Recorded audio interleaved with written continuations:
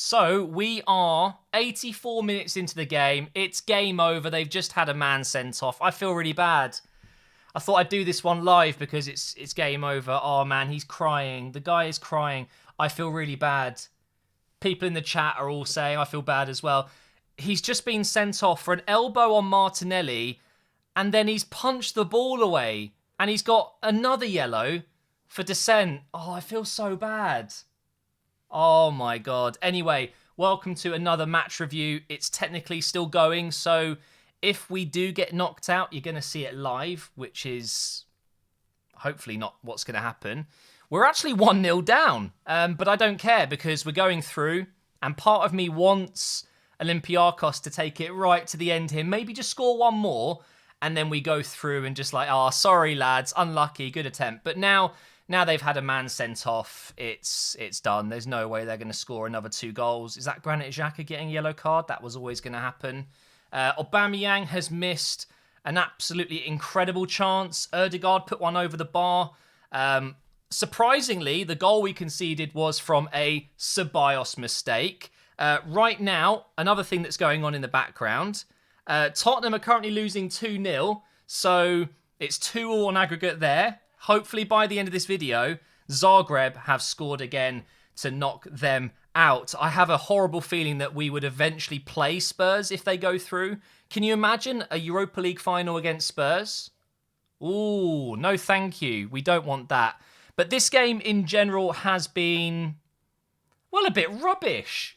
I think, you know, people in the chat can get their comments in and I'll read through them. It's a bit of a dead-end game, though, because when you're 3-1 up away from home, you come to the Emirates, then they're not going to score 3 goals, are they? Martinelli's finally on, by the way, and we almost scored. Oh, my God. Martinelli has made an instant impact. Why is Martinelli not starting this game? I feel like we're giving Ceballos, who has been horrendous lately. He had a good first half, I will admit, but we're giving him a start. He's on loan. We're not going to be buying him, let's all be honest. Why not shift Smith Rowe into that number 10 role and have Martinelli start on the left side? It doesn't really make sense to me.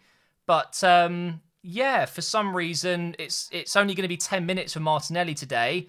And he's done so well since he's come on. He's created chances. That was a lovely little flick from Aubameyang. Could have been 1-1 there.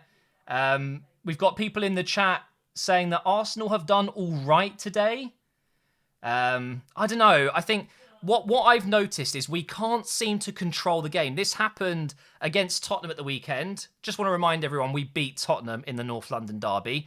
In the last kind of 15, 20 minutes of that game, after they got a man sent off, we looked like the team with a player missing. We just couldn't control the play. I remember Partey was giving away free kicks unnecessarily. Granit Xhaka as well. We're just not controlling the game, and that's what you need in these situations. Proper game management, and we just haven't shown that today either. Pepe's on the ball right now. Good timing, because I was going to mention him. He has had one of those off days, I would say. He's been a bit greedy. He had a massive opportunity earlier on where he's gone for the shot where maybe if he just gets his head up and he looks back post, Aubameyang is completely unmarked at the back and should probably score, to be honest, which is really frustrating because you can see Aubameyang's reaction. Just knock it over to him. Why are you taking the shot? And if you are going to shoot, he's just gone for a teeny little bit of power on it. He's tried to place it in the corner, and it's, yeah, embarrassing, really. I really expect Pepe to score those because he's been arguably our best player in the Europa League this season. If you look at the stats, he was the best rated player in the group stages in the whole competition, and he hasn't really kicked on from that. But then again, he's not getting consistent game time. I feel like half the games we play these days, Pepe's just kind of like in and around on the bench. He's not really getting consistent starts and 90-minute games. He's always getting subbed out, subbed on. I think if you really want the best from Pepe and you want to get that £72 million value, we need to give him a run of 10, 15 games if possible, where he at least plays, I don't know, 3/4 of those to the full amount. Then maybe we will we'll get more out of him. I want to talk about Bellerin. Bellerin has had a really solid game. I am definitely one that's talked rubbish about Bellerin a lot. I don't I don't think he's had a good season. But today, genuinely, I think Bellerin has been absolutely fantastic. I've really, really enjoyed watching him down that right side. Moments where he was taking on players. He was creating some really good moments in that first half where I thought we were a lot better than we are in this second half. He's just come off for Chambers, I think, so it's great to see Chambers getting some more time. But Bellerin, if he plays like this, it creates a massive headache for Arteta to choose who starts. I personally think Cedric gives us a bit more balance down that right side. He links up with Pepe a little bit better. But I think, and chat will agree with me, that Bellerin has had a very solid game. And so has David Luiz and Gabriel. They've done their job. Tierney, as usual, with a very decent performance. Martinelli could be in. Oh, he's just not been able to get to the ball. Smith-Rowe's had another good game as well. I'm trying to think of anyone who's had a necessarily bad game. And it's funny, really, because we're losing. We're losing this game. Yet it hasn't even been that bad. It's been a very boring kind of... It's been a contest where both teams are kind of outplaying each other. It's been a real close match, so there's nothing really exciting going on. With the goal they scored, by the way, it did deflect off Gabriel, I think. So a little bit unlucky on Leno, because I would argue that Leno's not really had to do anything in this game.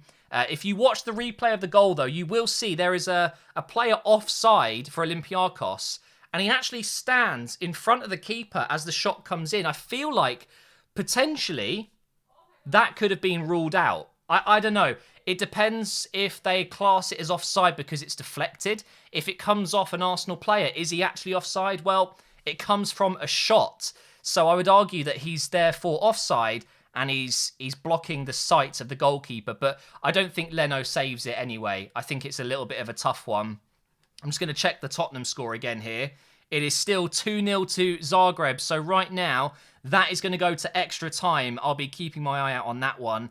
And of course, the draw is tomorrow at midday. So I think I'm going to stream if I'm up in time. I've been getting up way too late lately. I really, really hope we get either Granada or Mulder. Let's have a look at that score as well, because at the moment, I think, let's be real, I think Tottenham probably still are going to go through. They'll probably win on penalties, knowing our luck. So I think Tottenham will go through, but maybe not. Maybe Dynamo Zagreb will.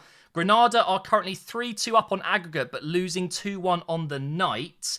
We've got Roma easily going through 2-1, and then obviously we've got the other games going on tonight. Out of the teams that are through so far, I would love Granada. If we get Granada in the next round, that would be absolutely ideal. We've got a minute left here of injury time. Of course, this game was done before it even started. I didn't think Olympiacos would score 3 tonight, and they've only got 1. Since they've gone down to 10 men, not much has really happened.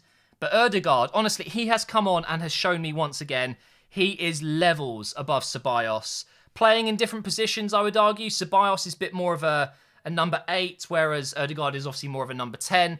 But they're both from the same club. They're both on loan. If you're given a choice of signing one of those players, it has to be Ødegaard. The question is, how much will it be? But we're just running down the clock now. Here goes Partey on a little run. And he's got ahead of himself there. He's won it back. And then we've got Chambers guarding the ball there into Xhaka. Come on, let's get a goal right before the end here. Let's not lose at home. I think that's it. He's got the ball. Is he going to blow the whistle? I think that's it, guys. It is done. We're through. It is done. Oh, I'm so happy that it's actually over. Although we lost the game, we are through. We will be in the hat tomorrow. Hopefully we get a somewhat easier draw. Although Olympiacos, Benfica, we've been quite lucky so far. In fact, if you swap those two around, I'd say if we had Olympiacos and then Benfica, you've got a bit of a tougher run, haven't you? I think Benfica are a better team than Olympiacos. But I have a feeling that we're going to get Roma. I don't know what it is. If we get Roma, then we have to go for it. Imagine the scenes if Mkhitaryan knocks us out. No, I can't. We can't be having that. And also, while I'm here, by the end of this video, I've got to say, you know, we could still get Milan United. We could get Rangers or Slavia Prague. We could get Villarreal. We could get Ajax. There are some really, really tough teams left in this competition.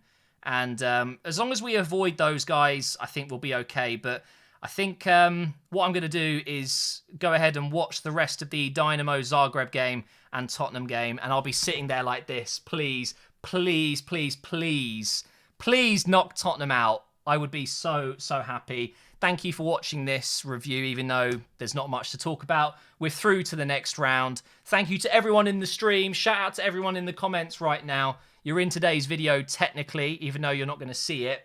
But yeah, make sure you check out the Facebook, link in the description, guys, to watch these watch-alongs live. And bye, Socrates. Socrates, let's all wave at Socrates. He's come back to the Emirates. Unfortunately, even though they won the game, they are out.